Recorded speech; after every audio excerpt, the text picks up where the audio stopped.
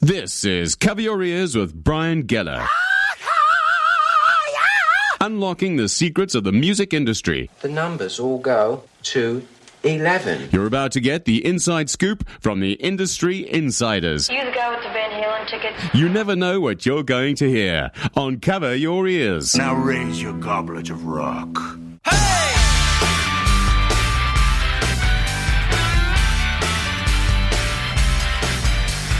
Hey, what's happening, everybody? Welcome to another week of Cover Your Ears. As always, I'm coming to you from Ultimate Ears Studios in Irvine, California, and I'm your host, Brian Geller. A big thank you to everyone that has helped me out with the podcast.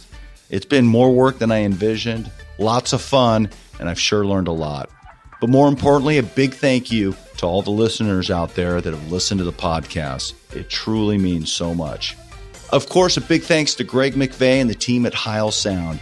I've gotten a good response on the sound quality of the Cover Your Ears podcast, and it wouldn't be possible without Heil microphones.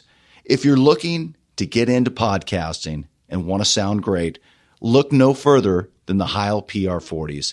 Heil is celebrating 50 years this year and can be found at www.heilsound.com. This week's episode is a special one to me. It's not every day you have one of the best bass players in hard rock and heavy metal come through the door. The great Rudy Sarzo needs no introduction, but let me give you a brief snapshot of who he's played with. Quiet Riot, Ozzy Osbourne, Whitesnake, and the late great Ronnie James Dio. We talked about it all and even touched on his very brief stint in the band Angel. Now, who remembers Angel out there? But more importantly, friends, we dove into the legacy of the late, great Randy Rhodes. I have to be honest. Before Rudy arrived that afternoon at Ultimate Ears, I decided to make an effort to not dig too deep into Randy. I figured he had talked about it so much in previous interviews, and he even detailed the daily events of that last tour with his book Off the Rails. But Rudy really opened up with me about that year, like I had known him for years. I got a lot out of this talk, and I hope you do too. So Rudy Sarzo is here. Every time I see you, Rudy, the first thing you say is, look at all these people here tonight. Something like that. Right? Yeah, It's like the great Rudy Sarzo is here. And it's so fun to see this guy because he does his most favorite David Lee Roth impression every time I see him. I don't even try. Are you kidding? You know, it's Roth is one of a kind. I can't say that I party with him, but I've been to parties where he's been there, and he just takes control of the whole room. You know, his personality is so big. You know, and it's Roth, so you just want to let him go. You don't want to get in the way. You just want to sit back and watch the show. You know, at a party in a room. He is the show. He is the party. He is the party. When we set up the interview, I went out and I picked up the book. You know, you picked it up, but did you read it? I did. Actually, I couldn't put it down. I mean, it's amazing you had a journal for that time period. What was that like putting that book together? I had a journal. Basically, the reason why I had a journal is because my family's accountant told me to keep a journal for tax purposes. Okay. I was a starving musician up until I started touring with Ozzy, you know, just trying to survive. So it had been years since I filed income tax returns, you know. So he said, because I wasn't making any money. I was just, you know, playing clubs and barely making any money to eat. And so I did. I started keeping a journal of like details, you know, where we're at and where we stayed, and then I went beyond that, like, so many people showed up, and you know, stuff like that. I felt like I was on tour too. Well, that's the whole point of when I set out to write the book was actually to answer the number one question I get asked when I tour with around the world. Sure. Which is, what was it like to play with Randy Rhodes? You know, and it was always the case that you meet somebody backstage, or you meet him at the lobby of a hotel, or you know, anywhere. And you just, you know, spend 10 minutes talking, telling them one story. And then you walk away and you go, oh, I sure I told him about this, that, and the other thing. And so, you know, I decided just to write everything down. That way I will be able to share with everybody, you know, my memories of Randy. not only in Ozzy, but also in Quiet Riot, because I was the only musician blessed to have played with him in both bands. Right. You know, so yeah, it was a really unique experience to watch him go from the local guitar hero, where she was, you know, there were 3 guys at the time. And of course, Eddie Van Halen had already been signed. So it was Eddie, there was Randy, and George Lynch. Right. Those were the 3 George guys. Lynch, who later went on and did Dokken. Dokken, yeah. Those were the local strip. And even though we expanded beyond the strip, you know, because we played at the Starwood, which was right off Crescent and Crescent Heights in Santa Monica. And the strip is considered, you know, the Whiskey and the Roxy and Gazzarri's, you know. Right. But then again, yeah, we were in that bunch. We'll consider the strip band, you know, the Sunset Strip band, you know. So I wrote the book and I took creative writing for motion picture, for basically scripts, television and motion pictures. So when I sat down to write the book, it was like, how am I going to tell this story? You know, I said, well, this is what I went to school for, so let me tell it in this format. I wanted to actually write the movie that will never get made, which is, right. You know, and that was my approach, you know, to take the reader inside of the story. And each chapter, I mean, has a beginning, middle, and an end. There's an arc to each chapter. So you can just pick up any chapter and be entertained by the story, maybe moved emotionally, or learn something new if you're interested about Randy or even Ozzy in those days, you know, what it was like to tour back in those days, because it was pretty much of a time capsule. Nothing that you're going to read in that book applies to the way the business is today, but It's the foundation of what the business was built on. What was it like emotionally for you to go back? And I mean, I know everybody asked you about Randy Rhodes, and when I prepared for this interview, I'm like, okay, I don't want to ask him like all the same rehashed stuff, but that had been difficult emotionally to open up those journals and go back. What was that like for you? Yeah, you know, it was that it needed to be done. So first it began as a task, a job, having to sit down and write the book. By a job, I mean, you know, it could be tedious because, you know, if you can get a good page a day, you're moving forward. Do you feel like you had to sit down every day and like, okay, I'm going to do 10 pages today? You dedicated. I said, you know what? I'm going to dedicate a year and a half of my life to every day, at least coming up with one good solid page of the book. And I had a trajectory of what the storyline is. You know, so I knew that a certain chapter was going to be about certain subjects. I storyboarded it basically. Right. Okay. You know, yeah. Kind of like if it was like if I was tackling some kind of an epic, a movie epic or something, right. You know, storyboard everything. You're going to have, you know, first chapter is going to be about this, and then you move on, you know, keep it moving, you know. But yeah, like I said before, each chapter has a beginning, a middle, and an end. And then you have to look at the big story, at the big picture of it all that has to have the beginning, the middle, and then the end. Right. You know, with this, what really helped me is that this voice appeared out of nowhere and started narrating it to me. And the voice has nothing to do with the way I talk. Really? Oh God, yeah. I that voice dictated to me stuff that I couldn't even say. So I was kind of like channeling. Do you feel like that maybe that was Randy in some way? No, because it didn't sound like Randy. I know what Randy sounds like, and I know his vocabulary. This was a whole different individual. Interesting. Yeah. I mean, it didn't sound Cuban. It didn't sound, as a matter of fact, it didn't even sound American, you know. Wow. And I just listened and I just typed. It was pretty amazing. And you know, but then again, along with that, Randy was alive. I was there. I was in the middle of it again. Right. You know. And when it came time to write that chapter, I procrastinated because I didn't want to let him go. I didn't want him to die again. Right. You know. And at the time I was working with a publisher, Cherry Lane, which was my original publisher. And John Sticks, and he called me up and said, hey, listen, got to finish that chapter. We got a deadline. We need to release this by a certain date. Do it. And I did, because part of it was not letting him go. And the other part was writing chapter 19, which was the crash, chapter dedicated to the crash. And I thought that was going to be torturous to go back and relive it. Actually, it was very cathartic. Is that right? Just to let it all out. I didn't realize that I have been carrying all of this for 20, 25 years. So in a way, the book was somewhat like closure. It gave me, I did not expect that. I'd never written a book before. And it was, things revealed themselves as I went through the process that I was not aware that I was going to receive those things. That's incredible. Yeah, it was an incredible journey. And so that was actually, that was like the fastest chapter I wrote.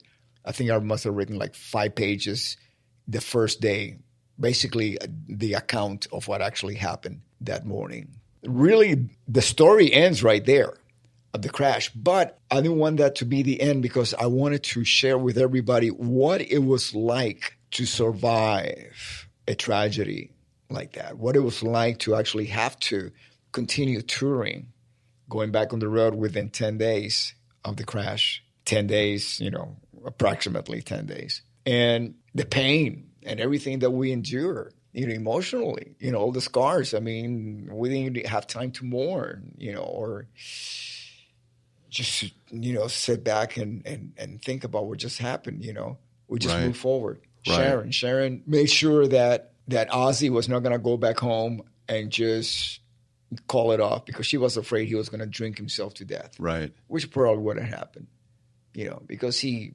blamed himself heavily about what happened, Not because he had anything to do with it, just because this is how some people, they go through the phases of mourning, guilt.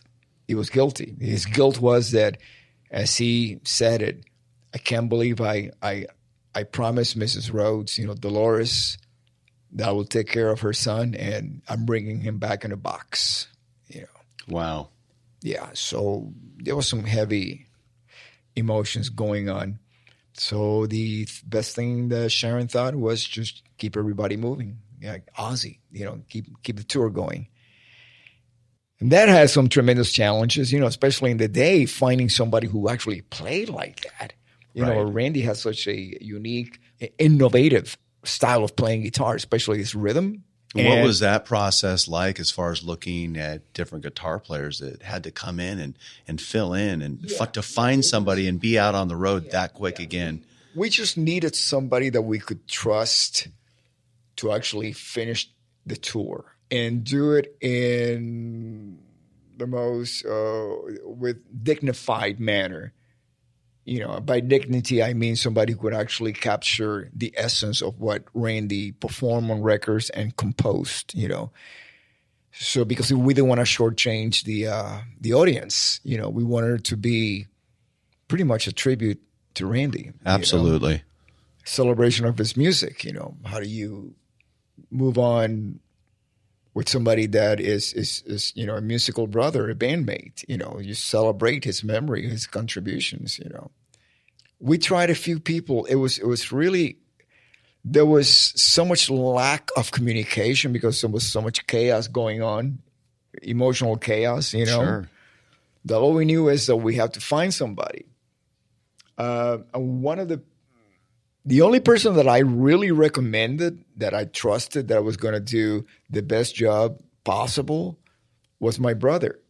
So actually, Robert, my brother, got the gig. He tried very hard and actually, approximated that style, and he worked very hard at it, But Bernie Tormé had been hired in England, and they put him on a plane. He was paid already. But we were not told about it. Really? So he just sat in a corner waiting, wondering how come all these people are getting audition and rehearsing. If awkward, right? Yeah, he didn't say anything. He just sat there like a gentleman that he is. Right. And so when my brother was announced as the guitar player, he had a conversation with Sharon and said, well, I've already been paid and I've already been hired from England. And so that changed all the dynamics, of the whole thing. So Sharon decided to, since Bernie was already risking the money for the tour, just to go with Bernie, And so Bernie played with us for a few weeks. And then he had some prior commitments, and then he moved on. And that's when Brad Gillis appeared. Ranger, right? Yeah. Now, do you think emotionally, if your brother had the gig and stayed in the gig, would you have stayed with Ozzy? No. Didn't matter. No, it didn't matter. I told my brother right before Brad Gillis was even, we didn't even know he existed. He was recommended by Pat Thrall's brother. Pat Thrall being Pat Travers' guitar player when Tommy Aldridge was with Pat Travers, so that's the connection. And he went to a bar in somewhere in the Bay Area, San Francisco, Oakland, and so what was called the Alameda All Stars, which became Night Ranger after that. So he saw those guys, and he said, still put on a kick-ass show. Night Ranger, right? Oh God, yeah. Gosh, I'm Brad, yeah, absolutely. And he saw Brad playing and said, well, actually, he saw him playing some Ozzy songs. He said, wow, this guy can actually play like that. He's got the chops. So that's how he was recommended. So they just flew him out to New York. We're headlining the Madison Square Garden. And he just sat there in a hotel room until after the show at the Garden. There was a record company celebration of like platinum or gold status of records of Diary of a Madman and stuff like that. And that's when I met him back at the hotel. And we started immediately, forget about the party. Let's start working on the songs, But while I was staying in New York for that show, I told my brother that I was going to move on, that I couldn't emotionally handle it. I couldn't. When we did that show at the Garden that night, all I did was cry on stage. Was there any relief on stage when you were playing, or was it with you all the time? The opposite, because first thing you heard when the lights went down was Randy playing the intro to Diary of a Madman. So if you're not already, bummed out, right, that he's not there to play with us, to be on the on anymore, that just hearing him play, that would just it used to break me down completely. It was still everything was the same. The castle, the dwarf running around, the same set list, the same clothes that I wore, everything. The only difference was that Randy was not there anymore. And I could always hide behind the bass and play notes and put my head down and cry. Ozzy had to sing. Right. How are you going to get that out of you? That was incredible that he was able to do that every single night, getting so deep, deeper than the pain itself. You dig in, you find the pain, well, you keep going. Right. And I don't think I would have been able to do that. Even have anything coming out of any sound coming out of my mouth, with so much pain. But he did every single night, every single night. So when you ultimately leave Ozzy and, a little time goes by and then you find your way back into Quiet Riot. Well, it happened simultaneously. So when you're back in Quiet Riot, was there some relief there, or was it still a bit there since, that's kind of where it started with you and Randy? Yes and no. Yes and no. The reason, here I am, I'm leaving like one of the biggest bands in the world for like the total unknown with no guarantee. But the most important thing to me was to get some joy in my playing again, which I completely lost. I had become a robot. As a matter of fact, that same footage that I watched years later was the footage that made me realize how robotic I had become with my performance. I couldn't even look at the guys in the band, couldn't look at the crowd, couldn't look at Ozzy. All I did was put my head down and just kind of like, swing the bass back and forth and just going through the motions. Yeah, going through the motions, just going through the motions. And I say, so I watched that. I watched that before it was broadcast. And I looked at it and said, you know what? This is not the reason why I struggle all my years to be, being a starving musician and doing everything. This is not what I had in mind. I wanted to be able to enjoy and love playing again. And a lot of people, let's face it, would have stayed for the money, would have stayed, and hats off to you to see that and realize what you needed to do. Yeah, I'm one of those guys that had, I'm guilty of not following the money. I know it doesn't make any sense, but I just follow the joy of playing. Well, it doesn't matter how much money we have. If you have the mindset, it's never enough anyways when you have a lot of it. So but you see, once you find the joy of playing, the money will follow you rather than you follow the money and try to get joy out of that. You know what I mean? Totally makes sense. It's money is a byproduct of the joy of your playing. I was on a short break. And I got from Ozzy, and I get a call from Kevin, and he says, "Listen, we're making this record, and the band was not officially called Quiet Riot yet, even though Kevin had asked permission to Randy and me if at some point he was going to rename what was known as Dubrow as Quiet Riot, but there was no record deal in place. It was just like this idea that he wanted to go back to naming whatever he was doing Quiet Riot. And so he asked me, listen, do you want to come down and play on Thunderbird? Thunderbird is a song that Kevin wrote for Randy when Randy left Quiet Riot to join Ozzy. Right. So I was on and off playing in Dubrow while I was still living with Kevin. Okay. Because I was staying in a spare bedroom in his apartment in the Valley. So I said, yeah, of course, I'll come down. So I came down. Of course, Frankie was playing drums, my oldest drum, rhythm section partner. And I was not really familiar with Carlos Cavazo, even though we were part of the scene, Snow and Quiet Riot. And so there he was playing, and of course Kevin, and it was at Apasha Studios in Hollywood.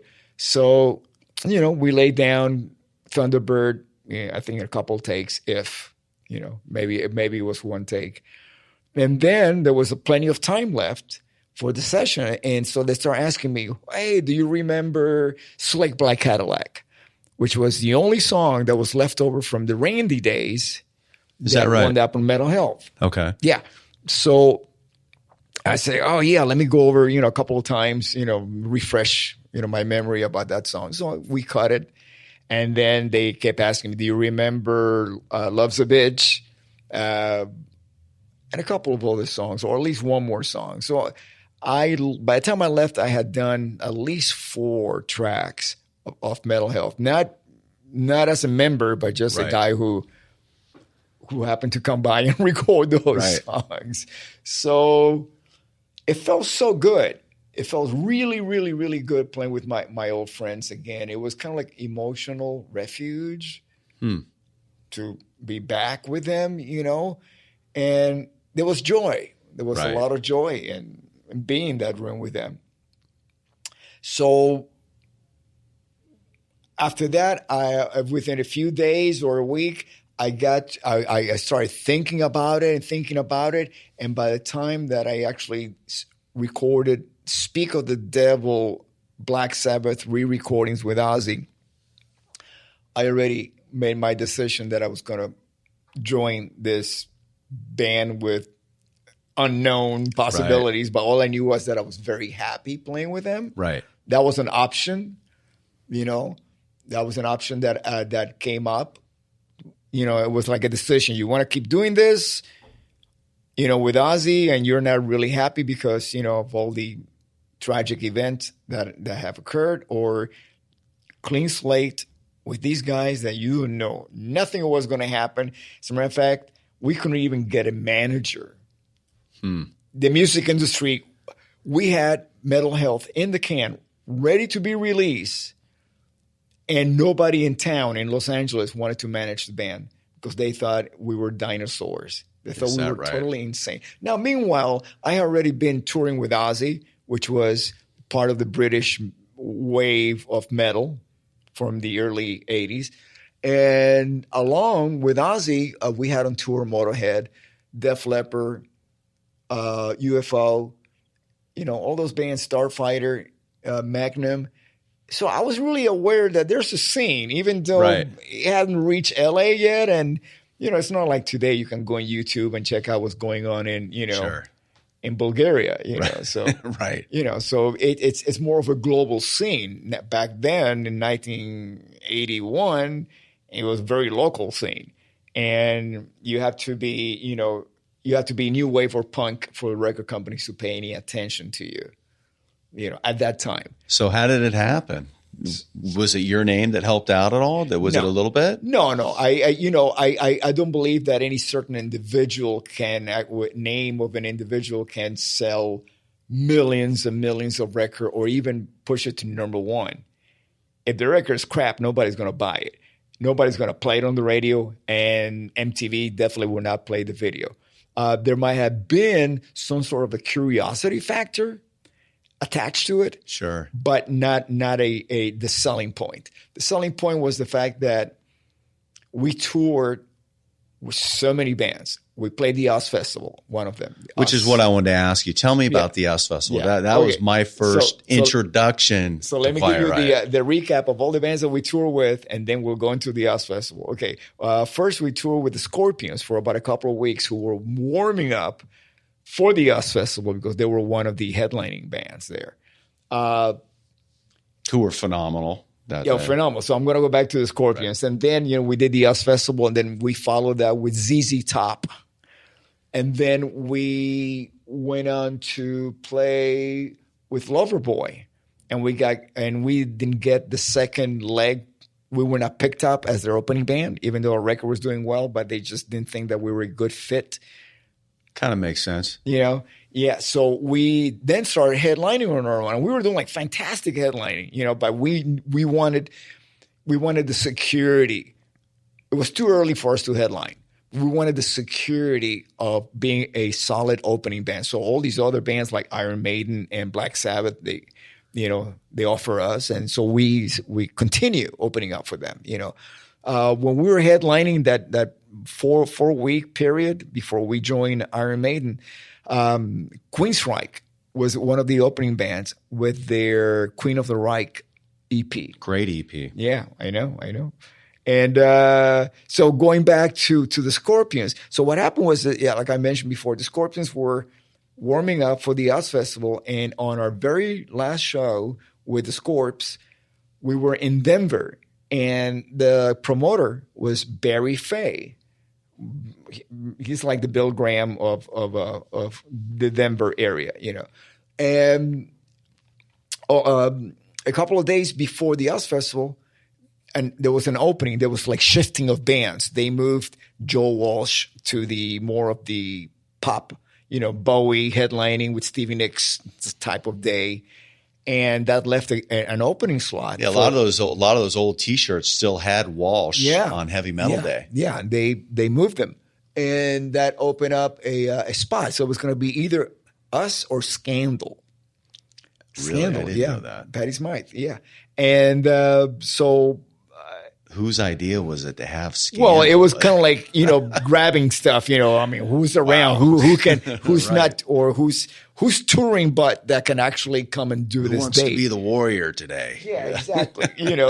And Barry says, okay, if you guys want to do it, of course we jumped on it. We had to shift some of our own touring around because, we were also in between headlining or opening up for headliners like the Scorpions. We would do our own headlining in clubs, just to keep it going, make it cost effective. Any day on the road that you don't work, it's expensive. Absolutely. It costs you money, So it's always like go out there and tour as much as you can. So we went in, we accepted, and they asked us, okay, do you guys want to open or you want Motley Crue to open? And we figure, let's open. it's always a bigger impact, to go out there. And so they gave you the choice. Yeah, they gave us a choice. Yeah. Yeah. So we opened, and I'm pretty sure. By the way, see these? These are goosebumps. Because I was there. Oh, you were there? I was a 15-year-old kid at the S Festival, begged my parents to let me go to the S Festival. Yeah. And for me, that was like right when I discovered Quiet Riot. It was literally, I had heard, I think, Mental Health like the week before. And I was like, wow, what is brand this? New. Yeah, brand new. And you guys came out and opened with that. And it was, 300,000 people. What was that like? What was that like? I stood on that stage and I look at all the people here tonight. Look at all the people here tonight. Come on, man. And I looked at it as a sea of people. And the only thing that was going through my head, because, I had been on tour with Ozzy and we had done big places, and I'm looking at not it. That big, though, not right? Not that big, exactly. Not that big, which led up to the question of, what about if everybody decides to go to the bathroom right now? Have you ever thought about that when you're on stage? Yeah, right? Yeah. You're playing and it's not that you're distracted, but it's like you're prepared. You know your stuff so well that certain things, you've been on stage. Oh, I've been on stage when I'm thinking about, I'm in the moment, but at the same time I'm thinking, I wonder if and the days that I used to drink, I wonder if the bar is going to be open by the time we. Your mind wanders. Your mind wanders. Sure. One time I look at my bass and I go, oh my God, I'm actually on stage with this thing made out of wood with these steel cables. You're analyzing the process. Yeah. Right? And it's like the weirdest thing. You start looking around going, and look at all these baka. What if they decided not to show up? There will be nobody here. So, you're right. I had a thing last weekend where I was singing and I was in my head like that. And all of a sudden I'm like, I don't even remember anything I just sang like 30 seconds ago. Yeah. Kind of like when you're driving. Yeah. Like, exactly. How did I get here? Because I think it's because you're in the moment, mm-hmm. and it's the alter ego that has really taken over your consciousness is doing it. Meanwhile, there's another side of you that's actually almost having an out of body experience, doing the work. Yeah, analyzing it. That's great. Yeah, because I used to do that. I used to put myself in the audience as I was playing to see if I was entertaining myself.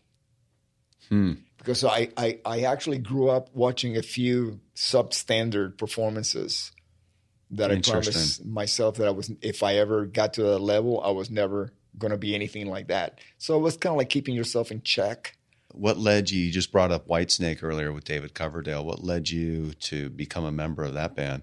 Whitesnake was the opening band for Quiet Riot in 1984. And incredible band, and I have been a fan of the band before they even toured with us because, there was a legacy to Whitesnake that goes back to the time after Deep Purple. Like the founding members of Whitesnake were actually Deep Purple members. It was mm-hmm. It was called David Coverdale's Whitesnake, but it had John Lord, Ian Pace. That's like three guys from Purple in the band. So he had two more guitar players and a bass player, and that was basically Whitesnake. So that was a band that I was really aware of, from the very beginning. I think we all were. So you joined Ozzy, Quiet Riot at their pinnacle. Mm-hmm. Same thing you could say. Well, actually, I didn't Whitesnake. join Quiet Riot at the pinnacle. I joined Quiet Riot at the very bottom, and we went to the pinnacle. Right. Well, that's what I mean. Yeah. What I meant was you were part of those three bands I was part at the height of all three. Three rides up the mountain to the pinnacle. Yeah. Yeah. And I got to tell you, once you do your first one, you'll never forget it. The second one, once you're going up the mountain, you recognize the landscape, what it looks like. And you kind of sort of predict that if you keep the momentum where you're headed. It's an incredible ride. I wish that everybody could experience that. So if I bring up Ronnie James Dio, what's the first thing you think of? Wow, the first thing is hard to put into words because it will be a combination of what made Ronnie so magical It was his kindness, humble, and ferocity and talent. So many things, because we're talking about a multi-dimensional performer, human being. You know, when I first joined the band in 2004, I already been around for over 20 years, and I thought, wow, I've experienced just about everything, and playing with Ronnie was a whole new set of information. I learned so much from him, especially at a time when a lot of bands had stopped creating music because of piracy and everything else. Ronnie never stopped writing, composing on his own. He had a project studio in his house, and I kind of like taught him the fundamentals of Pro Tools, and he picked it up so quick. And, within a week, he was up and running all by himself, recording everything. Because, Ronnie was the most musically trained singer I've ever worked with, because he started out as a concert trumpet player. Really? He wanted to be back in the long time ago, in the early 60s, a concert trumpet player. And then he started playing rock and roll. As a matter of fact, he toured Dick Clark caravans, the Dick Clark caravan. Right? Yeah, where he was like in the backing band, with artists like Dionne Warwick and Gene Pitney, whatever were the top 10 artists of the day. Dick Clark used to put those tours on the road, right. In a big old Greyhound bus where everybody, sat in the bus, and then you went to a hotel, and then you did about 6-8 shows a day. Right. Everybody sang their hits, and that was basically his musical background. Then he became a bass player in Elf. He had Ronnie and the Project, Prophets, Ronnie and the Prophets. So he went through all these, but he was always a musician. And then he became a lead singer, and he was an English major. So, writing was so natural for him, as a poet, as a composer. As a matter of fact, when he passed away, he was finishing his book, his memoir, by hand. No typewriter, no laptop, writing longhand. Yeah, amazing. That's incredible. Amazing. I could have never been able to write off the rails if it wasn't because of a laptop. Can you imagine that? Yeah, you're right. No, I can't read my own handwriting, so I can't even imagine. So let me take you to a band that really never happened for you, and I've got to bring this band up because as a kid I loved Kiss, and then these guys came out and they were on the Casablanca, label as well too. Angel. Like I had never, I'm pretty good at my music trivia, but I didn't know about the whole Angel thing with you. Talk about that a little bit. Yeah, I was in the band, right? As a matter of fact, when I got the phone call from Sharon to audition for Ozzy, I turned it down because I really enjoyed being with Angel, even though I was still sleeping on the floor. We had no record deal. They had just been dropped by Casablanca. And, we had some prospects, but nothing solid, So, and you definitely had the hair to be in the band too. Oh, I was a fan of the band, before I joined the band. But it was a great experience, nevertheless, just those 15 minutes that I was a member. It seemed like that was the kind of band that they missed it by a few years. If they had come out, say, during more of the MTV video age. Yeah. In retrospect, what happened is like where Kiss were actually more commercial. They had that vision. We're going to make short little rock and roll songs and with kind of like nursery rhyme melodies. Angel tried to be more prog rock, even though they had the image, of being more of a teenage attraction. They had their sights on being more musical. Right. And that was very difficult to put them on the radio. So what's your take today? It's funny, our band just got off the Monsters of Rock cruise. You did? We did. And lots of fun. Pretty cool. I mean, we do our tribute thing, and to be a tribute band on that's pretty rare. Yeah. So we've done it a few times, and it's interesting because a lot of the bands don't have all the members. And I mean, what's your take? We've got now we have 2 Rats, we have 2 Great Whites, we have a couple Queen's Reichs going on. I think there's only one now. there's one, because and then I was in the Jeff Tate version, and Right. and they settle out of court, and then the brand, but still Jeff Tate, the voice. I mean, yeah. nothing against Todd De La Torre. I mean, he's amazing too. But it's two versions of that band, really. Well, Jeff has moved on. He's doing his own thing, and I mean, of course, he still plays the songs that he co-wrote, But nevertheless, it's not what it was like a few years ago when there were actually two bands with the Right. Queensryche brand out there. It's like, Great White's going to be on the cruise. It's like, I know. well, which one? I know. It gets confusing. tough. I know. It's So real tough. It's so you're and gonna ask me my thoughts, or I want to know what your thoughts are. I mean, Yeah. you look at like Frankie with Quiet Riot. There's only one Quiet Riot. There's only one Quiet Riot, but there's Frankie's the one in there, and Chuck. Chuck definitely has part of the legacy. Yeah. But there's a vibe that Frankie brings to that band that it works.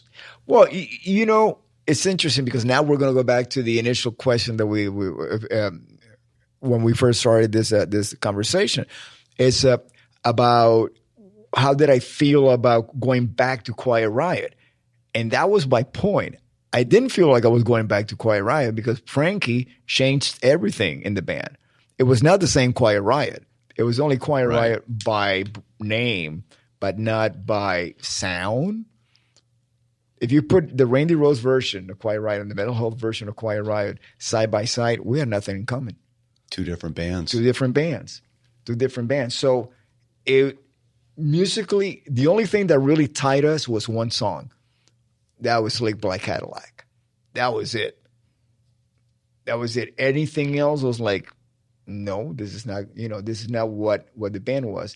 And on the second record, there was a song that originally was called Teenage Anthem, and then it got rewritten as Winners Take All. Now that song is actually the music. Randy wrote the music for that on the Condition Critical record. Then it got rearranged a bit and renamed and new lyrics. But outside of that, that's about it. Yeah, I mean, I think if people are getting enjoyment out of it and it's a good time, I mean, it doesn't matter what name is on top of it. Yeah, once you go beyond the legalities and a certain brand actually legally can put that name in the marquee, I'll give you an example. I've been doing shows with the Guess Who. And people ask me, oh, is Burton Cummings in the band? I go, no, Burton Cummings hasn't been in the band for over 20 years. Neither is Randy Bachman. He's got Bachman Turner Overdrive. But somehow the bass player, Jim Cale, and the drummer, Gary, they wound up with the rights to the name. And it took them time to rebuild the band. It really did. So years later, it's a bona fide headlining. They've had 17 hits in their career, and learning. I'm getting a quick lesson on the classic rock, Right. Touring market, which is completely different from the 80s metal touring market. I think in the 80s metal is more how many original band members you have in the group versus like in classic rock, how many hits do you have? Like, for example, we did a show with the Guess Who with Three Dog Night or One Dog Night because there's only one original singer. But nevertheless, they had 21 hits. Yeah. So they were the headliner just because of that. It's whoever owns the brand and how many hits have you had that gives you the pole position. Right. Well, like Foreigner. There you go. Foreigner, it's basically whenever Mick plays, Mick Jones, he's the only founding member, original guy. He's the main guy, but a lot of times he doesn't show up. Right. And it's still Foreigner. Yeah. Yeah. But, as musicians, and I've been doing this long enough that I can tell you this honestly, I've been doing this long enough that I have actually contributed to bands myself that I moved on from, such as Quiet Riot, and I make some contributions to Whitesnake with the Slip of the Tongue tour record. I don't like the music I would like the music to live on. You know, I don't want to work my ass off for something, and then if I'm not a part of it, just watch it disappear. No, that would be a shame. You know, that would be awful. Absolutely. You know, so it is our responsibility of the people that are left behind, either because we don't exist anymore, or because we're not part of that entity anymore.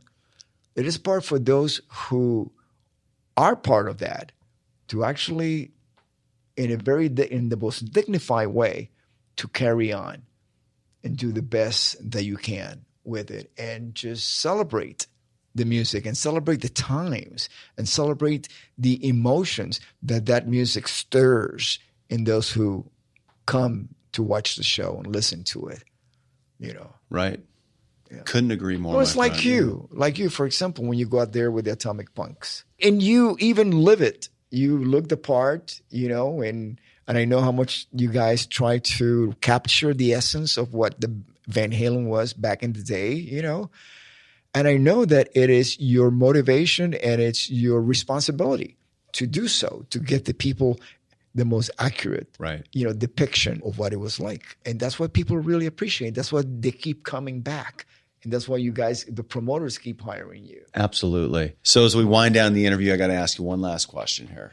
Stuck on a desert island for the rest of your life. Oh my God. Kill myself. We're talking 3 albums you can have. That's it. First Only of all, 3. Where am I going to find electricity to play? I've rigged it already, man. I've got this generator, just enough for a nice old school record player, you know, that you'd get at Sears, you know, in New Jersey, right? You're plugged in, 3 albums. You can't be greatest hits, and it can't be a live album. Which 3 albums are you going to go with, Rudy Sarzo? Oh, my God. Well, Live at Leeds, the new edition, the extended edition, because there's I think the whole Tommy rock opera is in it. You know? Free Live. So we're doing all live albums there? Yeah, see, you didn't say I couldn't do live albums. So you're going against the rules. Okay. It has to be, okay, the third one has to be live then too. Oh, so they can't be live? No, you already went with 2 live. You either got to go all live or no live at all. I was going to say Bitches Brew. Okay. Where jazz is all live anyways in the studio. Okay, so what if they were 3 studio albums? What would they be? Close to the Edge, Bitches Brew, and Weather Report, Heavy Weather. Rudy Sarzo in here at Ultimate Ears, man. Where can everybody find you on social media? Social media, just official Rudy Sarzo, Facebook, Twitter, Instagram. Yeah, they can also, you know, come out and hang out with me. I got some shows coming up with the Guess Who in December. Awesome. In January, I'm doing the Albuquerque Comic Con. I think Frankie Banali is going to be there. And what about the gigs that you're doing with the Atomic Punks in the band, right? He didn't hear that one. Now, you're looking for somebody that either looks like Wolfgang. I'm a little bit too old for that. And skinny Wolfgang. And Michael, yeah. With long hair, right? Skinny old Wolfgang. I'll be like Wolfgang's great granddad, you know. And then, I'm going on tour with this. It's a Russian production it's called Heart of the Storm. It's a Russian ballet original score with a rock band. Wow. Yeah. So we'll be all over Europe, Germany, mostly Switzerland in February. Then I come back, I'll do Rock and Roll Fantasy Camp in March. Perfect. And then I do some more the Guess Who, and just stay busy and happy and joyful playing music. Rudy, you're one of my favorites. Thank you for coming in and being on Cover Your Ears, man. You're great. My pleasure. Thank you. Thank you. A big thanks to Rudy Sarzo. The stories were second to none. Dio, the Guess Who, and trying to get through those first few shows without Randy. I tell you, there were times in our talk that I was so into what he was saying that I forgot I was supposed to be conducting an interview. To hear him talk about playing for the joy and not the money is inspiring. And I kid you not, I'm not sure if I've ever met a person as friendly and gracious as Rudy Sarzo. This week's Artist Spotlight is Between the Buried and Me. I love these guys. They're Ultimate Ears clients and they simply just rock. Their music is heavy, melodic, and dynamic. Their 7th album, Coma Ecliptic, is a concept album that really takes you on a journey and plain and simple is a modern-day rock opera. Think Operation Mindcrime by Queensryche. The guys sent me the album and I played it nonstop for 2 days. My dilemma for the podcast, which song do I choose from such a killer concept record that has to be played from start to finish? I chose this one, the album closer. Here's Life in Velvet by Between the Buried and Me.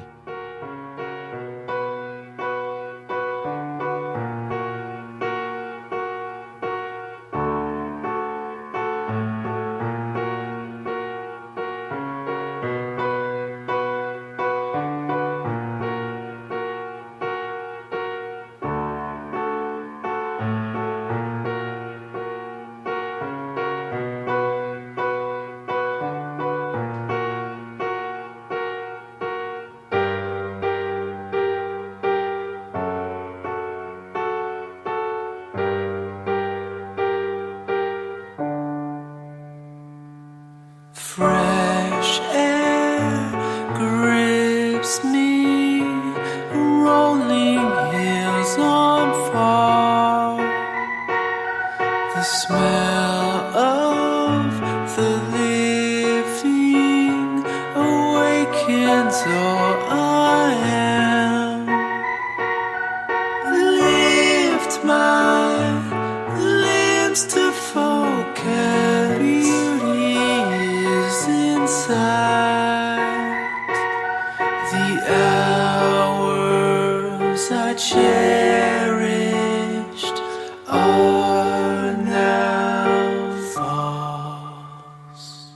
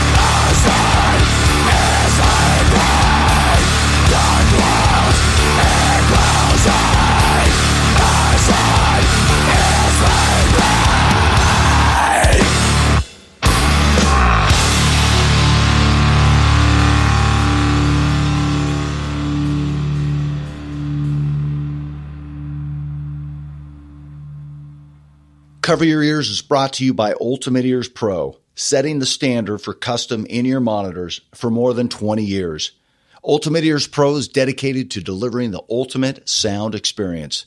To learn more, visit pro.ultimateears.com. Every guest on Cover Your Ears receives a set of Ultimate Ears UE900s when you want the sound of a custom in-ear monitor with the convenience of a universal fit system. You can find the Atomic Punks, the tribute to classic Van Halen, at www.theatomicpunks.com, or check us out on Facebook or Twitter, where you can see pictures, videos, and our schedule, and of course, booking information. And yes, Southern California, the Punks will be playing New Year's Eve. We will be at the Orange County Fairgrounds, so check out our website for times and details. Check for brand new episodes of Cover Your Ears each and every Tuesday. Send me some feedback too, good or bad. You can contact me with any comments, suggestions, or questions at briangellervo@gmail.com. And if you like the podcast, please make sure and leave a review wherever you may have found Cover Your Ears. And do a guy a favor. Tell a friend. Oh, and if you have something interesting to say and you're in the business, let me know. It could just make for a fun show. We'll see you next week.